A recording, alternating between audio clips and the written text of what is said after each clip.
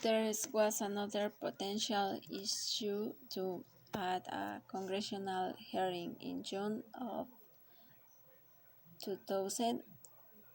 The Reverend Guy Scott Haller of the Plymouth Congressional Unit Church of Christ in Washington, D.C., who also claimed that the were entering the subprime business to maximum returns, said the real fear here is that when the economy goes south or just throughout one of those cycles it periodically goes through, if Fannie and Freddie are engaged in these subprime markets, then, then they will get left holding the bag at the American taxpayer with them,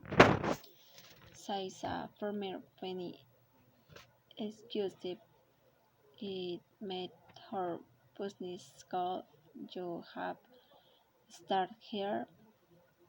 All the criticism about Fannie become to shareholder driven and to profit driven.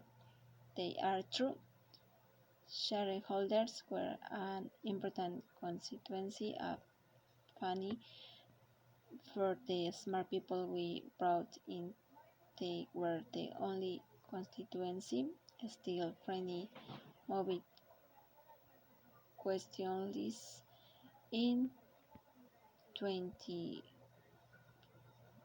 input out the listen what sort of riskier loans it would buy, como use those guidelines in Fannie's affordable housing goals. Under the new rule, certain kinds of high-risk loans, one that consumer advocates feel took 100 advantage of borrowers' golden code toward Fannie and Freddie's affordable housing goals. There is no data to prove that they avoid those loans. A throughout neither company ever guaranteed large quantities of loans that they considered subprime. In the end, thought it didn't really matter whether Fannie and Freddie moved into riskier mortgage quickly or slowly, reluctantly or grateful. What mattered was that they entered this new market at all. In so doing, they gave their imprimatur to what had previously been an entirely separate universe, a line that had once been obsolete was now blurring.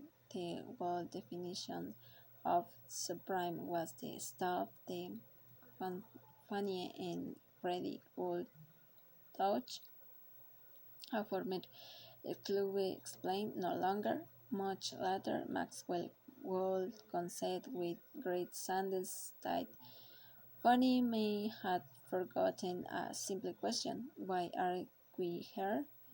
If Fannie Mae had kept that question paramount, the company would have remembered that it didn't exist solely to generate ever increasing profits or to keep pace with the private market, but supply liquidity when the housing market needed it. It funny had remembered that the company might have found its mortal compass when it needed it most, and maybe left a different legacy.